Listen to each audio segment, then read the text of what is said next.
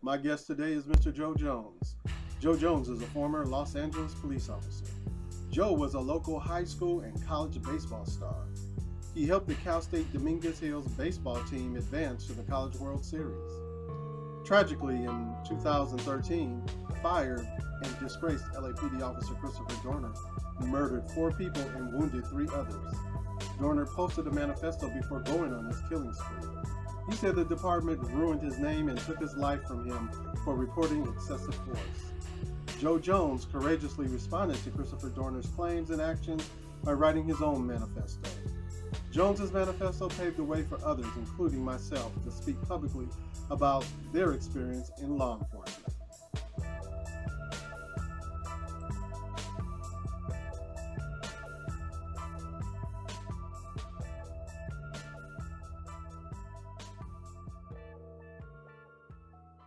Joe Jones, how you doing today? I'm doing wonderful, man. It's all good. Hey, I want to thank you for coming on my show and talking to me. I know you're a busy man, and this is a really personal subject, and I know that you're writing a book about it. So, I appreciate the time that you're taking to talk to me, and just get some of this information out. I appreciate you, man. You're one of my inspirations in terms of having the courage to write this book, knowing what you did back in the day. So, yeah, definitely, I appreciate it, and here I am. Well, you were a big encouragement to me too, because during that time with Christopher Dorner, no one had the courage to come out and address the issue. Black officers were going through the same thing, same experience, but nobody had the courage to actually say anything publicly, and you were able to do that. And I want to thank you for that. No problem. So recently, I was watching a comedy special, and comedian Dave Chappelle, he started talking about Christopher Dorner, and I also saw that a couple of other journalists were writing articles about Christopher Dorner's manifesto. And I'm just wondering, do you think that the manifesto is still relevant to the protest and what's going on today? Yes, it's absolutely relevant to what's going on today. Within his manifesto, aside of the reality that people want to discount him because of the horrendous crimes that he committed on innocent people, the reality was he had a legitimate right. I mean, his issue was that he basically was being ostracized, fired from his job, and it was all relevant to a disconnect or a racial divide. I mean, he wasn't one of the good old boys. So, he basically told on the wrong person. If I'm to put it point blank, he told on the wrong person. When I started speaking publicly years ago, like 1997, I was labeled as a police conspiracy theorist. Nobody believed what I said. I didn't have proof. There were no video cameras, so there was nothing out there for me to show proof. But after Christopher Dorner came out, and also with your reply to his manifesto, it changed the way that people viewed law enforcement officers. And so I'm just wondering that what ways do you see that Christopher Dorner made a difference? How did he change perception? Well, first off, it was quite obvious that they had to take him serious. I mean, any man that would wage war against a city police department and take that war throughout the state of California and move around killing officers, children, doing some of the horrendous things that he did, it absolutely struck a chord from a standpoint of saying, hey, well, you know what, this guy is serious. And I know that regardless of what they felt they needed to do in terms of retaliation, they had to look at this situation and say, hey, man, you know what? We fucked up here. You know what I mean? We made a mistake against the wrong guy. You know what I mean? Because, you look at Christopher Dorner, I'd never met him, knew nothing about him, just knew that he was one of those types of officers that was committed for a lifetime. And when you take that away from someone and you take it away from them when they did not, in fact, do anything wrong, it kills your gut. It puts a very, very bad taste in your mouth. Now, I know that I've been through a lot, and I think that I went through more than what he went through. I know you've been through a lot, and I know a lot of my friends on the department who are Black and Hispanic have also been through a lot. Why is it so hard for us to talk about it? Yeah.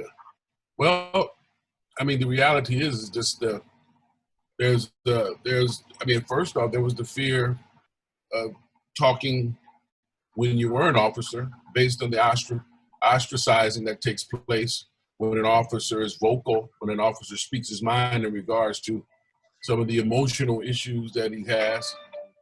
Then, as being away from the job, you know, you got to be concerned in relation to, you know, the potential backlash that could occur with being vocal and speaking up and speaking your mind as it pertains to, you know, police brutality and issues as such. Right, I totally agree with what you're saying. And with all that, how were you able to come out and get the courage to respond to his manifesto? Because, myself included, in the beginning, I didn't want to get involved in it. It was just too overwhelming for me, and I didn't know what to say. And you know, I was just kind of mesmerized by what was taking place, and I didn't know how to respond.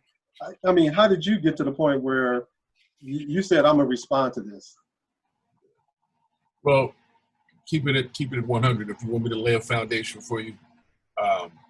And trust that, you know, this information will be in the book that I'm writing in detail. I'll scratch the surface for you right now.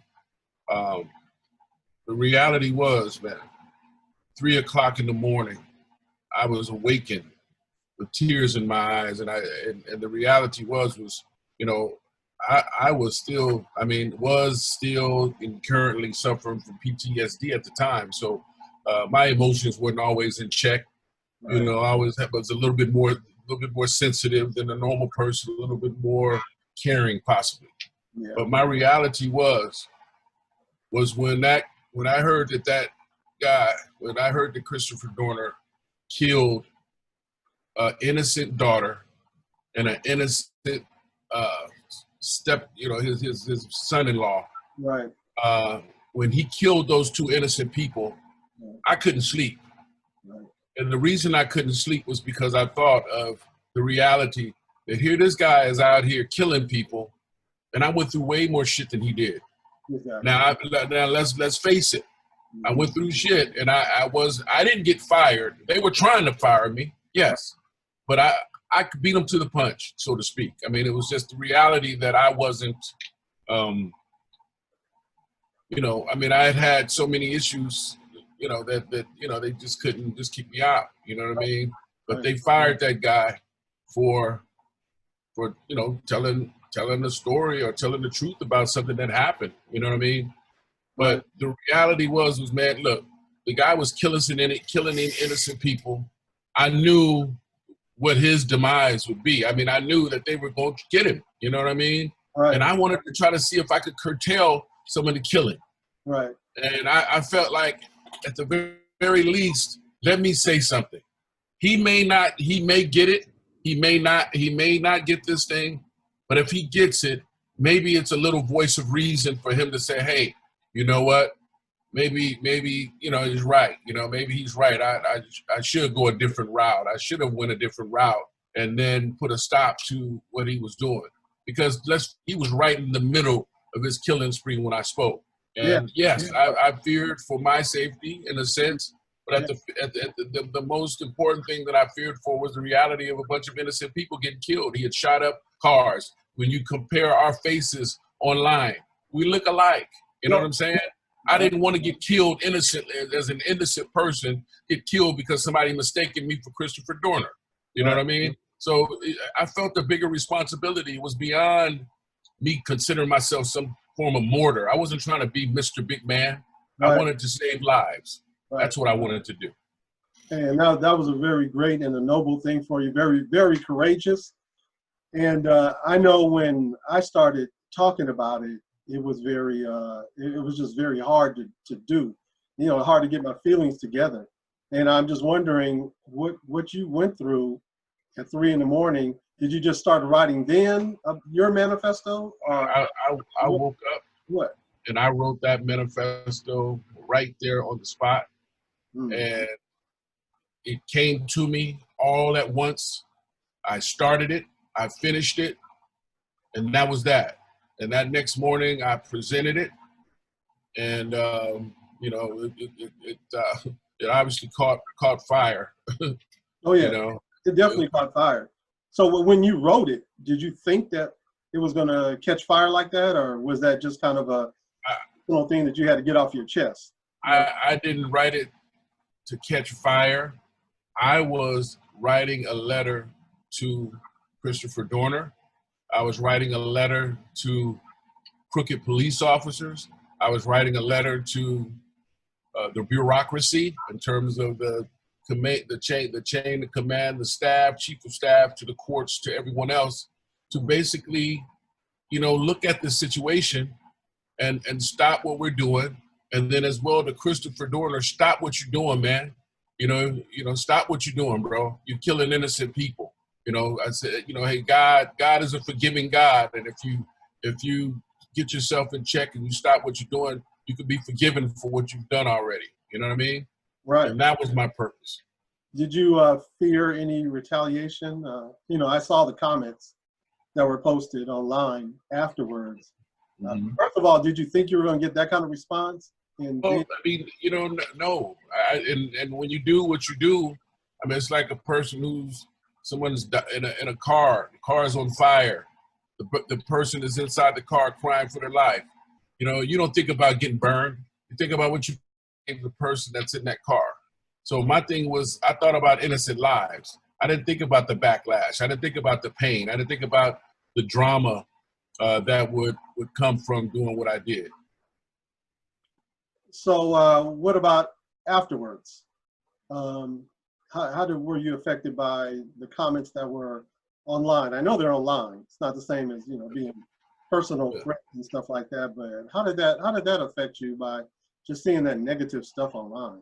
Yeah, well, I mean, of course, you know, when you do something and you know that you have honest intentions, you have positive intentions, and you know, you're speaking on stuff, or you talked about something that was designed to help, and you look up, and all of a sudden the media is twisting your words, and they're making you seem as though you're a person that, as opposed to trying to stop this killer from killing, I took the killer's side.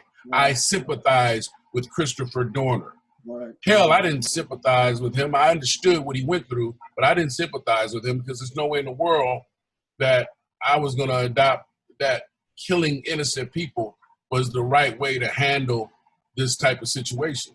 You know, like I said, I had been through hell and back and been scorned, torn to the ground, dogged out by my department and as well the sheriff's department.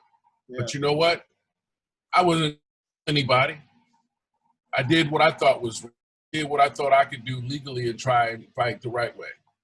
Yeah, one thing about law enforcement that people don't know, who aren't insiders, is that for certain people, they don't just try to fire you, they try to destroy your life.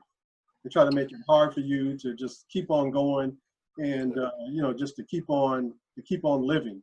You know, a lot of officers commit suicide and they start drinking, and you know, horrible things happen to them when they start getting pressed by the police department. And a lot of outsiders don't know that, and you brought that attention. You just reaffirmed what Christopher Dorner was saying. Did you get any support privately? Any of your buddies, your friends, police officers come and say, hey, you know, what you did was right? You know, that's honestly to me the thing about, you know, this whole experience that I'm kind of disappointed in. none of my homies, none of my partners. I mean, I have guys with friends on the job. We didn't even talk about it here and there, but nobody came and said, "Hey, man, that was good what you did," whatever, whatever. And it's almost, reverts back when we were police officers, to where you feel like if a guy who's an officer is caught up in some sense of a issue, everybody tries to stay away from him. They get away from him like he's the plague. They disconnect because they don't want to be associated, because they don't want that type of stigma to as well rub off on them. Right. So I kind of felt like a lot of the people who were my friends, nobody stepped up. I rode that wave pretty much by myself. I dealt with it. Of course, there were some people who said a lot of positive things, from a standpoint that it was heroic to say it and do it. But then, of course, like you said, the media had twisted my words. Right. And now it's giving a warped perception as to the reality of what the quest was. Right. And I know for me, one of the hard things for me to come to grips was, when I was a police officer, was that you have police officers who are willing to literally risk their lives for people they don't know on the street, but they do not risk their career or jeopardize their career for their partner when their partner speaks out or does the right thing. They just won't do it. They'll act like they don't know you and they didn't see anything, or they'll never come to your aid. And I found that hard to deal with when I was a police officer. That was hard for me to come to grips with. And with that, I'm just wondering, for you, why do you think that we have so many Black police officers who say they've never seen police brutality or any kind of misconduct? I mean, is that true? You think a lot of them haven't seen it, or they just don't want to talk about it? Or, what's up with that? Well, honestly, I think it's a cross between, a couple of things. I mean, for one, like I said, the climate, the culture of being a policeman is that you're supposed to be thick-skinned. You're supposed to be tough. Right. You're supposed to be able to handle whatever comes and whatever's thrown in your direction. So therefore, you got Black officers that come through the hood that, it's like, you got the old creed of not dropping a dime, or not being, not telling on folks and that type of thing. So, that same principle lives right on the police department. Right. So, guys don't want to be associated with telling on people or saying stuff or whatever the case. But then there comes times when it's absolutely paramount that you say something because you are affected. It has something to do with you. It's directly in line with the sabotage of your career, with the sabotage and the potential detriment of your safety, to where you got to speak out. You got to say something. Right. And, there's just officers, period, that just, they just rather stay out the way. And then two, and probably the most, serious concept or thought process to it is that if I'm a white officer and I'm riding with a Black officer, mm-hmm. I'm not going to do the same stuff that I did when I was riding with a white officer. Because right. The reality is that that's not going to fly. The brother ain't going to feel that, you know what I mean? And he knows that naturally. So people pick and choose their times and what they do. They're not going to do a lot of that around Black officers. So there could be definitely some truth to the reality that a lot of guys haven't seen stuff, blatant right in their face, and then there's times it's just so, just the circumstances are so different and peculiar that, they can't help but to do what they do, Right. So the Los Angeles Protective League right now is, their little motto is, well, if you want to make a change and you don't want to see things the way they are now, join the police department and you be the difference. What is your opinion of that? Well, I was that fool that thought I could come on and make a difference. And I found out real quick, the only difference you better make is to protect your ass. That's the difference you better make. Because the reality is that, the climate is just, not conducive to a person who has individual thought processes. You know, you come on, there's ways that this job has to be done, and you got to fall in line with the way the job is supposed to be done. If you ostracize yourself and start to speak up and be aggressive towards a whole lot of stuff, then you're going to have a difficult career. I mean, I had a difficult career. I had a difficult career not because I was a dime dropper. No, I came from the hood. I came from sports. I played with a whole lot of white guys. I came from construction. Most of the people that I worked with was white. There was a love there. So there was no negative me walking in with a prejudice about police officers.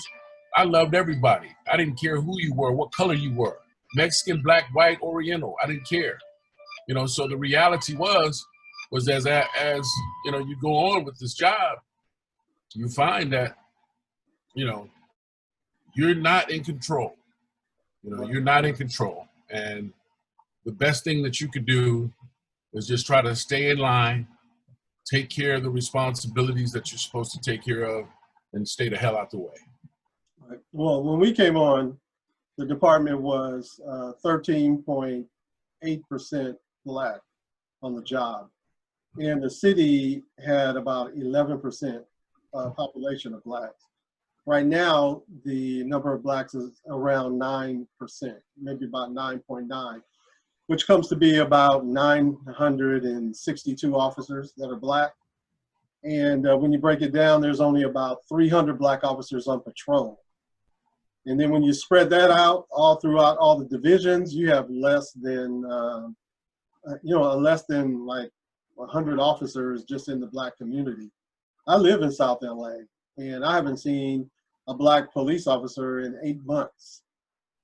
Do you think that it makes a difference having Black police officers? Do we need more Black police officers in law enforcement?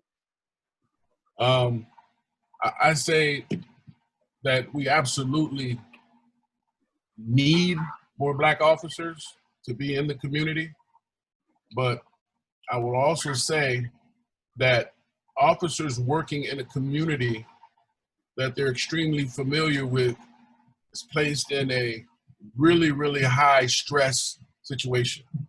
And a lot of officers, when you're policing an area that you grew up in and you're running up on situations where you're seeing people that you know and have seen getting shot or getting, crimes, and you're really taking it personal and emotional, the emotion behind it becomes personal versus professional. Then now you're caught up in a whole different thing that we've yet to truly even explore. So yes, it would be great to have policemen, Black policemen, a lot more Black policemen policing the communities, but it's also a situation where people have to be appropriately trained and prepared for the situation. Right, I totally agree. When I started, I was very idealistic, and I thought that I could really make a change and make a difference. And I know when you came on, you said that you weren't there to cause problems. When did you realize that the LAPD wasn't what you expected? How long did it take you to realize that? Well, for me, I had a unique career. I came out of the academy on crutches. My probation got extended 6 months. I worked the desk for my first 6 months of my career.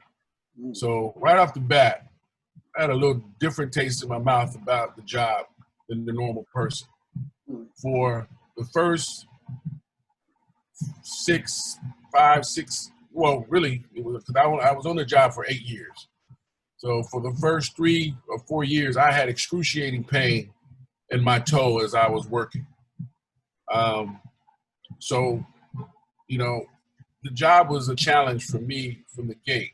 Then, to find out that the subtlest things can be exacerbated to the highest level right off the bat. When I found that out, it killed the spirit of the job, because that one person could do something and it'd be nothing, and someone else can do the same thing, and they take it to a whole nother level. Right. So I learned about politics. Politics was something that I was not prepared for. And when I found out they truly existed, that was the deal breaker for me. So you think it's possible to reform law enforcement, particularly LAPD? You think they can get things right? Well, it can get right. It can get right, but what it's going to take is a lot of law changes in regards to, for one, protecting police officers. For two, you gotta train people appropriately. You gotta train them appropriately. People are coming out of the academy, and they know the tactics on how to do things, but they don't know the reality and the severity of the things that's gonna happen and how it's gonna affect them emotionally. So you may have an officer that gets out in the field and he starts off with good intentions, with a good heart. But 2 or 3 screwings with 181s and 2 or 3 couple situations where officers don't have his back, or he has a situation where they're conspiring against him. And now that good person all of a sudden becomes a defensive person that changes. Right. And when you attack me in a corner, I'm coming out fighting just like anybody else. Right. That's human nature, is to protect yourself. So, this job doesn't have you prepared for the things that you have to deal with. That's why a lot of officers change. Their marriages go bad. They get in financial situations, and you get in there, you think that this money is going to be, you can live good with the money, and the money ends up not being enough. You can't even get a house in a nice area unless you save, or unless you work off-duty jobs and do all kind of hustles, in order to maintain and stay on top. So do you have a title for your book? You know what? I haven't titled it yet. And I decided that what I would do is wait till I get the whole thing together, get it in my head, get it in my heart, and then at that point I would make a decision as to where I would go with it. How difficult is it to write this book? How's it going for you? Man, if you want to be honest, man, it's probably been one of the harder homework assignments I've ever had in my life. It's taken about 18 years. Okay. I've been writing this book for a long time, and I've just got recently to the point where I felt like, I can write it and say what I had to say, and through the motivation of things that I'm seeing around me, and the killings and all the things that are going on, I felt compelled to finish this book and to go ahead and say the part that I know, that I have, that I've experienced, not as a whistleblower, but as a person truly sharing their life experiences.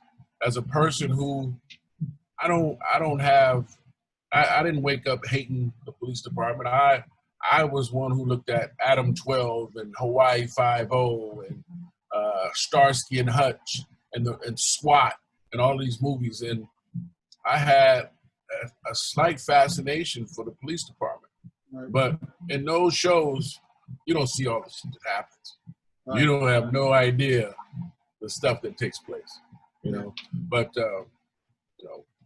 So how is it for you emotionally? I mean, is it like reliving some of this stuff?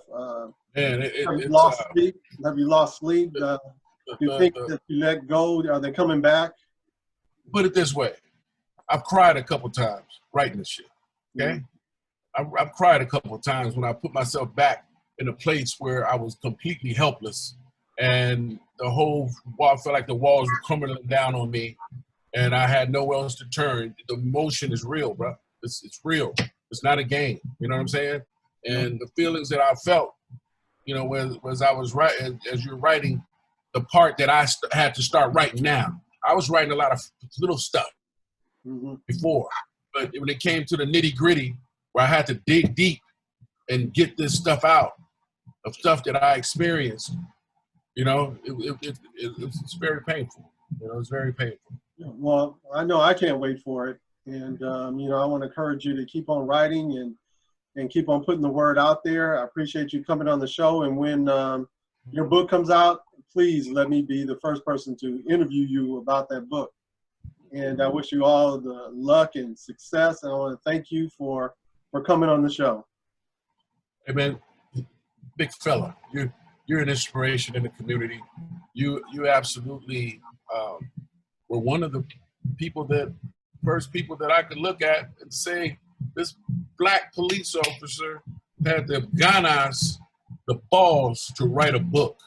And he wrote this book while he was still a police officer. And that tells me something about your heart and your head in terms of where you are, in terms of trying to affect change. So my kudos go to you, man. You were a person that as I constructed what I was doing, that I could look at and say, hey, you know what? This dude did it. I could do it.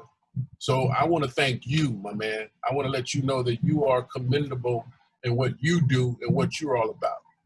Thank you. I appreciate that. And once again, thank you and good luck. Thank you, bro. I appreciate it.